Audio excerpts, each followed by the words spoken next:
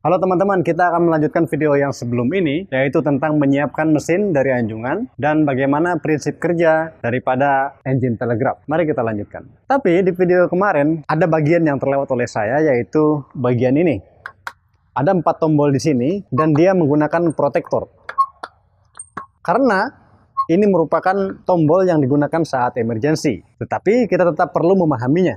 Mari kita lihat satu persatu. Di sini ada cancel shutdown, kemudian cancel slowdown, ada cancel limits, dan ada emergency stop. Fungsinya satu persatu. Cancel shutdown artinya ketika di sini kita lihat ada ini nih. Ketika kita lihat ada shutdown, misalnya ini nyala, artinya mesin akan mati. Nah, karena alasan tertentu, misalnya ada trafik yang sibuk ataupun kapal menuju tempat yang berbahaya, sehingga tidak mungkin kapal boleh mati ataupun mesin tidak boleh mati karena alasan yang sangat penting dan urgen. Supaya mesin itu tidak mati, maka di sini kita pencet tombol cancel shutdown, sehingga kapal akan tetap hidup dan batal untuk shutdown. Di sini ada cancel slowdown, digunakan ketika alarm slowdown ini nyala karena sebab tertentu mesin turun RPM-nya secara tiba-tiba sendiri, tetapi di anjungan karena ada situasi tertentu tidak memungkinkan kapal diperbolehkan untuk mengurangi kecepatan, maka kita pencet cancel slowdown untuk membatalkan proses slowdown yang terjadi tadi itu. Di sini ada cancel limits. Artinya, ketika kita misalnya menghindari bahaya tubrukan, situasi yang berbahaya, kita perlu RPM yang sangat tinggi, maka RPM limit akan nyala. Ada batas RPM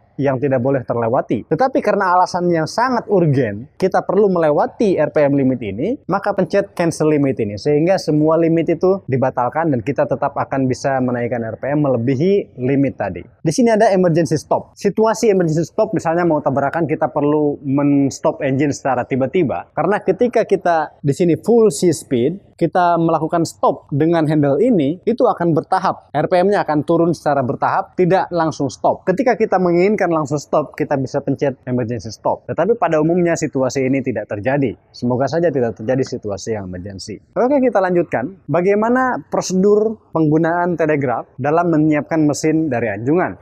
Di sini akan saya jelaskan prosesnya supaya Anda mengerti.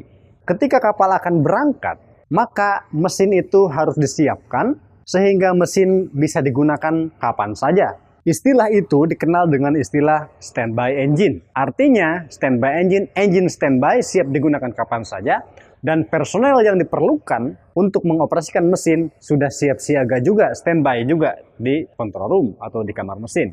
Nah, sebelum engine itu siap digunakan, sebelum engine standby, maka diperlukan waktu untuk proses-proses yang dilakukan oleh masinis maupun oleh kita sendiri untuk menuju kepada engine standby itu.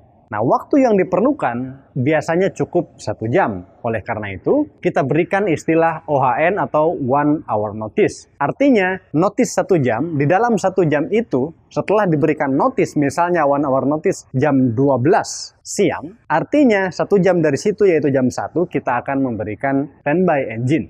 Nah, maka orang mesin dalam waktu 1 jam itu mempersiapkan segala hal, sehingga jam 1 pas mesin akan siap. Nah, setelah kita memberikan OHN, sembari kita menunggu engine standby, kita menyiapkan alat-alat lain yang ada di anjungan untuk siap digunakan ketika kapal berlayar. Menyiapkan radar, menyiapkan GPS, ECDIS, rute, menyiapkan lampu-lampu, kemudian juga coast recorder, echo sounder, dan lain sebagainya, semua disiapkan. Anda jangan takut, alat apa aja yang perlu disiapkan, tidak perlu hafal. Nanti ketika Anda naik kapal, akan ada checklistnya. Setiap perusahaan memiliki checklist masing-masing dan prosedur masing-masing. Anda tinggal ikuti checklist itu, maka tidak akan ada yang ketinggalan. Ketika tiba saatnya kita mempersiapkan mesin, dan orang mesin siap untuk menuju akhir daripada proses persiapan itu, maka orang mesin akan telepon ke anjungan, dan mereka akan melakukan air blow. Mereka meminta izin ke anjungan untuk melakukan air blow. Mengapa mereka meminta izin kepada anjungan beritahu? Karena air blow ini menyangkut keselamatan. Apa itu air blow? Meskipun kita orang dek, kita harus mengerti apa itu air blow, sehingga kita mengerti mengapa ini sangat penting. Air blow adalah suatu proses di mana mesin itu dijalankan dengan menggunakan udara tekan, pressure air tadi itu, sehingga piston itu bergerak, tetapi tanpa pembakaran. Tidak ada bahan bakar yang disuplai, dan juga valve dari gas buang yang ada pada silinder mesin itu dibuka. Sehingga ketika piston itu bergerak, semua sisa udara, sisa pembakaran yang mungkin masih ada sebelumnya, itu akan terbuang keluar. Jadi di blow dia, terbuang keluar.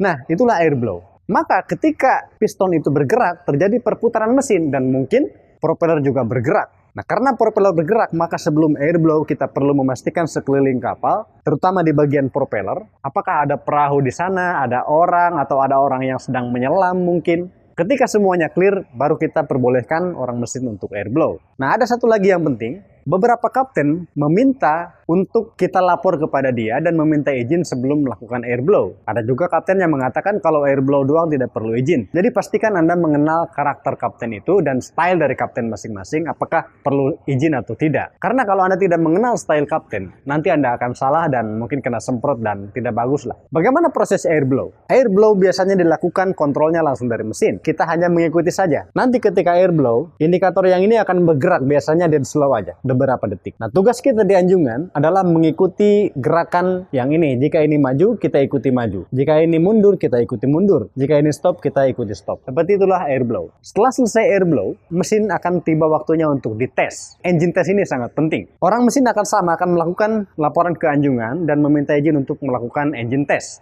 Apa yang perlu dilakukan oleh seorang mualim 3 ketika menyiapkan anjungan dan akan melakukan engine test? Pertama, kita harus memberitahu kapten. Ada kapten yang perlu diberitahu dan meminta izin, kita minta izin untuk melakukan engine test. Ada juga yang tidak perlu. Kenali style kapten. Walaupun kita tidak perlu meminta izin misalnya, kapten bilang seperti itu, kita tetap harus memastikan sebelum engine test itu, pastikan bahwa semua tali-tali itu kencang. Kemudian gangway harus clear, tidak terhubung ke darat, dan juga propeller tidak ada apa-apa di sana. Karena engine test ini lebih lama dan lebih real, engine benar-benar berputar, RPM benar-benar berputar beberapa detik. Sehingga kapal akan mengalami gaya maju dan juga gaya mundur. Jika tali itu longgar, maka kapal akan bergerak maju atau mundur dan ini sangat berbahaya. Nah, itulah engine test. Bagaimana engine test? Biasanya dilakukan dari anjungan.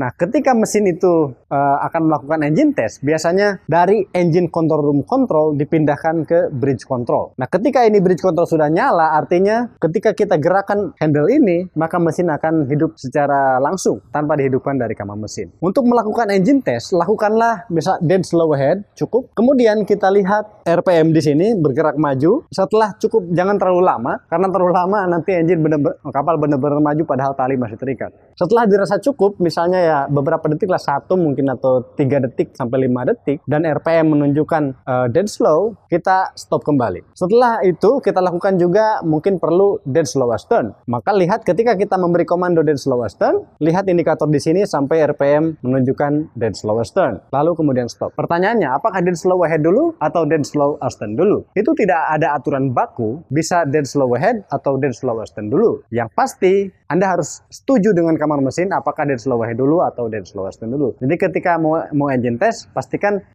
bas, kita maju dulu atau kita mundur dulu. Tapi pada umumnya maju dulu. Ketika engine telah selesai dites, maka orang mesin akan mengatakan, oke, engine ready, siap digunakan. Pada saat itu kita laporan ke kapten, mesin ready, siap digunakan kapan saja. Jam berapa official standby engine? Biasanya kapten memberikan official standby engine misalnya 01 ataupun 13.12.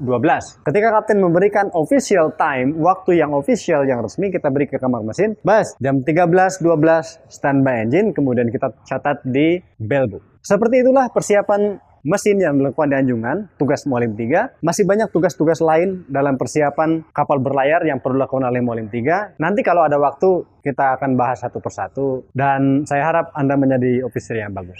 Saya ingin bertanya kepada Anda, apakah Anda mendapatkan sedikit saja manfaat dari video saya? Jika iya, silakan bagikan sebanyak-banyaknya, supaya makin banyak orang yang mengambil manfaat. Saya senang berbagi, dan Anda membantu saya untuk berbagi. Terima kasih dan sampai jumpa.